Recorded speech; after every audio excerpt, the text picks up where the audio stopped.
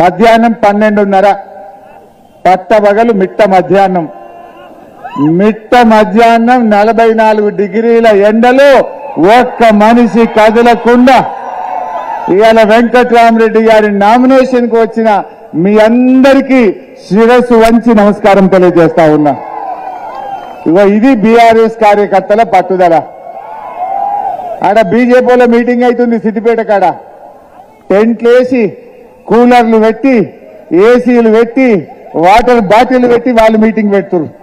మనదేమో పట్టబగలు నడి రోడ్డు మీద కింద కాలుతున్నా మీద కాలుతున్నా కదలకుండా వెంకట్రామరెడ్డిని గెలిపిస్తాం అని పట్టుదలతో ఇలా మా కార్యకర్తలు మా నాయకులు పనిచేస్తా ఉన్నారు. ఇగో ఇది మన పట్టుదల. ఉద్యమకారులంటే బీఆర్ఎస్ పార్టీ అంటే ఎండ కూడా భయపడుతున్నది మీకు. ఇలా అంత గట్టిగా మీరు పనిచేస్తున్నారు. చాలా సంతోషం. మెదక్ జిల్లా మన గులాబీ జెండాకు ఒక అడ్డ. ఈ గడ్డ మీద ఇంకో పార్టీ గెలవలే ఇప్పటిదాకా. 25 ఏళ్లల్లా ఎప్పుడు మెదక్ ఎంపీ గెలిచినా బీఆర్ఎస్ పార్టీయే గెలిచింది.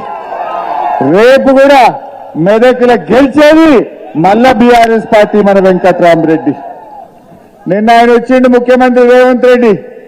మెదక్ వచ్చి ఏం మాట్లాడిండు? ఇదే రామదాస్ చౌరస్తాలా 10 ఏళ్లలో కేసీఆర్ ఏం చేసిండు అన్నాడు. ఏం చేసిండు బిడ్డ లిల్లీపోట్? నువ్వు మెదక్లో నామినేసినందుకు వచ్చిన వెంటనే అది కేసీఆర్ వల్ల అని మర్చిపోకు. కేసీఆర్ మెదక్ జిల్లా చేయకపోతే మెదక్లో నామినేషన్ ఉండునా? ఇవాళ పేరుకు మెదక్ జిల్లా, మెదక్ ఎంపీ పోయి వెనకట సంగారెడ్డిలో నామినేషన్ వేస్తుండే. కానీ కేసీఆర్ వచ్చినాక మెదక్ జిల్లా చేసిండు. ఈ జిల్లా ప్రజల ఆకాంక్ష నెరవేర్చిండు. గా జిల్లా అయింది కనుక, ఆయన కలెక్టరేట్ కట్టిండు కనుక నువ్వు నామినేషన్ వేసేందుకు మెదక్కు వచ్చినావు. అంటే నిన్ను మెదక్కు రప్పించిన ఘనత ఈ గులాబీ జెండాది. ఈ గులాబీ జెండాది. నువ్వు ఇందిరాగాంధీ చేసిందంటున్నావు. అబద్దాలంట కూడా అతికేటట్టు ఉండాలి.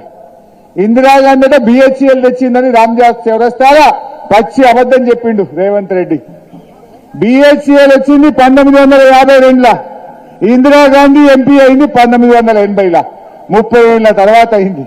ఈయన అంటాడు ఇందిరాగాంధీ అట ఈడు ఎంపీ పోటీ చేసి బిహెచ్ఎల్ తెచ్చిందని అబద్దం ఆడతాడు. అరే ఆయనకి ఎవరో స్క్రిప్ట్ రైటర్ అయినా సరిగా లేడు. ఆ రాసిస్తానన్నా అకల్ మనకు తోడ ఇషారతో రానా? నువ్వు చదువుకోవా కనీసం? ఏది పడితే అది మాట్లాడితే నవ్వుల పాలు కావా? ఇజ్జతమానం పోదా ముఖ్యమంత్రిది? నీది పోతావా కానీ కుర్చీది పోతుంది నాయన. ఆ కుర్చీ గౌరవాన్ని కాపాడు. ఏం మాట్లాడు?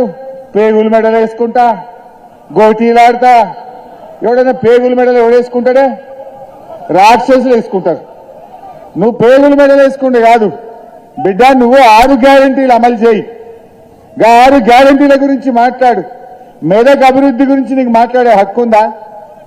మెదక్ జిల్లా అయిందంటే, సంగారెడ్డి జిల్లా అయిందంటే, సిద్దిపేట జిల్లా అయిందంటే అది కేసీఆర్ వల్ల, బీఆర్ఎస్ పార్టీ వల్ల. ఇవాళ హల్దీలో మంజీరా మీద చెక్ డ్యాములు కట్టిండు కనుక మా నర్సాపూర్ మెదక్ నియోజకవర్గాల్లో 1 ఎకరా ఎండకుండా పంట వండిందంటే అది కేసీఆర్ వల్ల, బీఆర్ఎస్ వల్ల. ఆ చెక్ డ్యాములు కట్టకపోతే, కాళేశ్వరం నీళ్లు రాకపోతే ఈ పంటలు యాసంగి పంటల మన చేతికి వచ్చునా? దయచేసి ఆలోచన చేయండి. ఇవాళ రేవంత్ రెడ్డి నువ్వు మాట్లాడుతున్నావు. 3 జిల్లాలకు 3 మెడికల్ కాలేజీలు ఇచ్చిండు కేసీఆర్. మెదక్కు, సంగారెడ్డికి, సిద్దిపేటకు 3 మెడికల్ కాలేజ్ తెచ్చిండు. 100 కోట్లు ఖర్చు పెట్టి మెదక్కు రైలు తెచ్చింది కేసీఆర్. నువ్వు వచ్చిన రోడ్డు ఆ కలెక్టరేట్ నుంచి రామదాస్ చౌరస్తా దాకా అందమైన 4 లైన్ల రహదారిని చేసింది కేసీఆర్. ఈ రామదాస్ చౌరస్తాను ఇంత సుందరంగా తీర్చిదిద్దింది మా కేసీఆర్. నువ్వు మాట్లాడతావు. నువ్వు ఏం చేసినావు? నువ్వు ఆ రోజు 100 రోజుల్లో 4 గ్యారంటీలు 6 గ్యారంటీలు అమలు చేస్తా అన్నావు. 100 రోజుల్లో 6 గ్యారంటీలు అమలు చేస్తామని బాండ్ పేపర్ల మీద రాసిచ్చిండ్రు. బాండ్ పేపర్కు జర ఇజ్జత్ ఉండే, వాల్యూ ఉండే. ఈ కాంగ్రెస్ వాళ్ళు బాండ్ పేపర్ మీద రాసిచ్చినాక దాని ఇజ్జత్ కూడా పోయింది. బాండ్ పేపర్ పరువు తీసిండ్రు.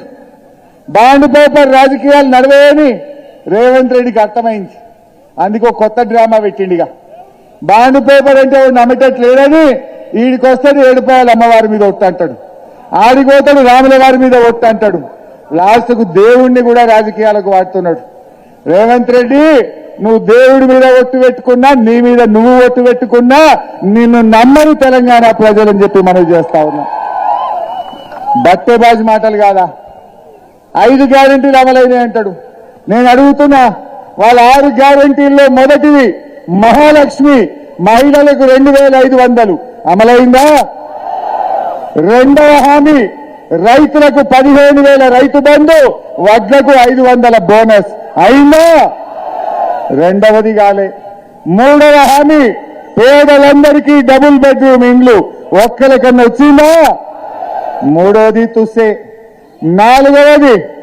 నాలుగవ హామీ వృద్ధులకు వితంతువులకు 4,000 రూపాయల పెన్షన్ అయిందా?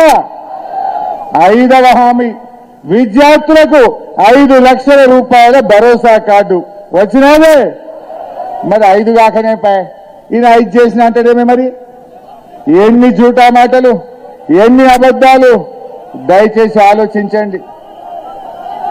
ఇక షానున్నది, తులం బంగారం ఉన్నది, షానున్నది. కానీ ఇప్పుడు 1,00,000 పెళ్లిళ్ళు అయినాయి, తక్కువ. కాంగ్రెస్ గవర్నమెంట్ వచ్చినాక 1,00,000 పెళ్లిళ్ళు అయినాయి. 1,00,000 తులాల బంగారం కాంగ్రెస్ పార్టీ అక్కజనులకు బాకీ పడ్డది. మొన్న వీడికి వచ్చిండు, నా ఎత్తు గురించి మాట్లాడతాడు ముఖ్యమంత్రి. నా ఎత్తు గురించి ధ్యాస ఉన్నది కానీ రైతులు కళ్ళాల వడ్లమ్ముడు పోతలేవు, దాని మీద ధ్యాస పెట్టు ముఖ్యమంత్రి. అరే నువ్వు ఏడవైనవా? అప్పుడేమో అపోజిషన్లు ఉంటే ఏడ సీమ సిట్టుకుమన్నా పోయినావు. ఇప్పుడు రాష్ట్రంలో 280 మంది రైతులు నువ్వు వచ్చినాక ఆత్మహత్య చేసుకున్నారు. ఎందుకు పరామర్శించావు? మా ఎస్సీ ఆడపిల్లలు హాస్టల్లో రేప్ కేసై ఎస్సీ ఆడపిల్లలు భువనగిరిలో ఆత్మహత్య చేసుకున్నారు. ఆడికి ఎందుకు రేవంత్ రెడ్డిను? మా ఆటో కార్మికులు 38 మంది ఆత్మహత్య చేసుకున్నారు. వాళ్ళని ఎందుకు పరామర్శించావు రేవంత్ రెడ్డిను?